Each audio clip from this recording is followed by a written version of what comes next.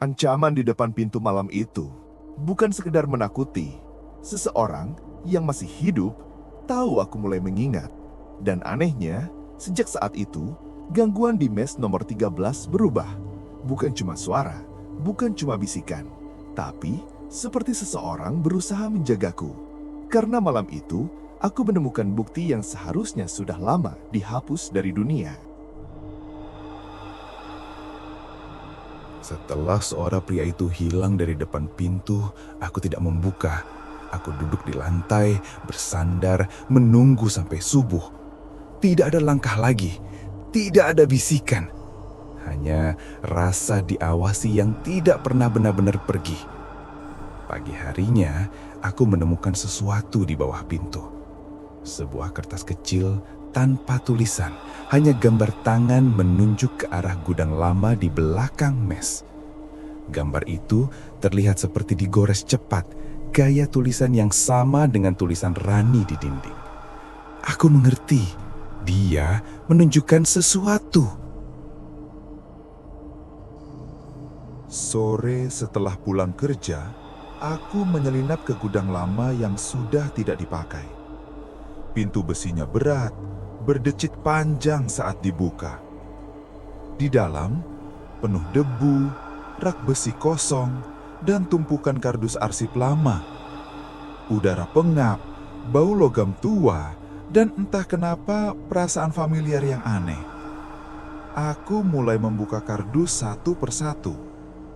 Kebanyakan berisi dokumen lama, laporan shift, daftar lembur, sampai akhirnya aku menemukan kotak kecil bertuliskan CCTV, mes dan gudang, arsip lama. Jantungku berdetak cepat. Di dalamnya ada beberapa hard disk lama dan sebuah DVR kecil yang rusak. Aku membawa salah satu hard disk ke kamar. Dengan kabel lama yang masih kupunya, aku sambungkan ke laptop. Awalnya, layar hanya menampilkan file rusak, folder kosong, nama file aneh, seolah memang sudah dihapus sengaja. Tapi, ada satu folder tersembunyi. Nama filenya hanya angka 0213. Tanganku gemetar saat membuka. Di dalamnya, ada satu video, durasi 02 menit 13 detik. Tanggal rekaman malam kematian Rani. Aku menekan play. Gambar hitam putih, kamera lorong mes, kualitas buruk. Jam di pojok layar menunjukkan 02.12. Rani terlihat berjalan cepat, wajahnya tegang. Beberapa detik kemudian, 3 pria muncul dari arah tangga. Wajah mereka tidak terlalu jelas, tapi seragamnya sama dengan seragam lama perusahaan. Mereka berdebat, gerakan tangan kasar. Rani mundur menuju tangga, lalu kamera bergeser sedikit. Dan momen itu terjadi di luar frame, tapi suara benturan keras terdengar jelas. Salah satu pria menoleh ke kamera, dan meskipun wajahnya buram, aku mengenali sesuatu. Cara berdiri, cara mengangkat bahu, gaya yang masih sering kulihat di kantor. Video berlanjut. Beberapa detik setelah benturan, 2 pria menyeret tubuh Rani menuruni tangga, keluar dari frame. Pria ketiga berdiri diam, menatap kamera lama, seolah sadar direkam. Dia mendekat, layar jadi penuh wajah buram, lalu video berhenti mendadak. File rusak. Aku duduk kaku, napasku berat. Ini bukan kecelakaan, ini pembunuhan. Saat aku mencoba menyalin file itu, listrik kamar tiba-tiba mati. Layar laptop berkedip, hampir padam. Aku panik, takut file itu hilang. Tapi anehnya, layar kembali menyala sendiri, meskipun lampu kamar tetap mati. Di belakangku, kursi bergeser pelan. Udara dingin tapi tidak menakutkan, justru terasa menenangkan. Seperti seseorang berdiri di sampingku, memastikan proses kopi berjalan. Progres bar bergerak pelan, dan tepat saat file selesai tersalin, listrik kembali normal. Aku menoleh, kamar kosong. Tapi di meja, ada tulisan baru muncul di debu tipis. Cepat! Keesokan harinya, aku sengaja memperhatikan orang-orang di kantor. Cara berjalan, cara berdiri, cara berbicara.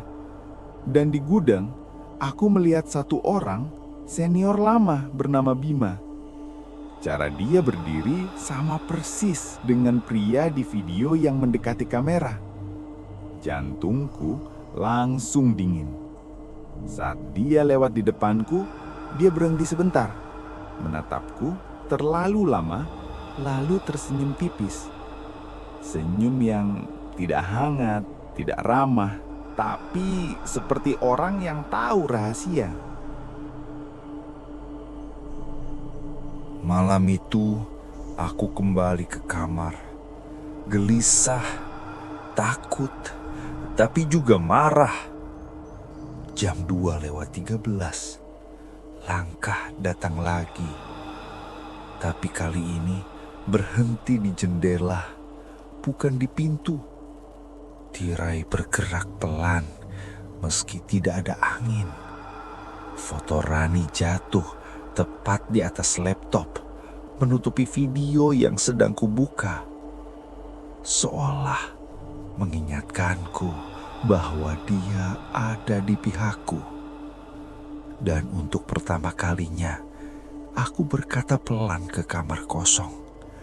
Aku akan buka semuanya, aku janji.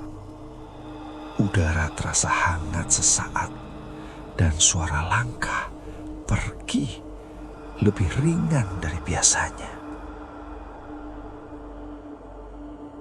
Aku mengira sudah cukup hati-hati sampai pagi berikutnya saat aku masuk kantor. Laptopku yang selalu kubawa sudah terbuka di mejaku, padahal aku yakin semalam mematikannya. Folder 0213 terbuka, dan di dalamnya ada file baru yang tidak pernah kusalin. Nama file saksianak.mp4, durasi 0545 detik. Tanganku gemetar saat menekan play. Gambar buram, kamera lain, sudut tangga. Seorang anak kecil berdiri di ujung lorong menangis pelan. Aku. Lalu seorang pria mendekat, berlutut, menatap langsung ke wajah anak itu dan berkata pelan, "Kamu tidak melihat apa-apa, mengerti?" Video berhenti. Dan saat aku mengangkat kepala, Bima berdiri tepat di belakang kursiku. Dia menepuk pundakku pelan, lalu berbisik, "Kamu seharusnya tetap lupa.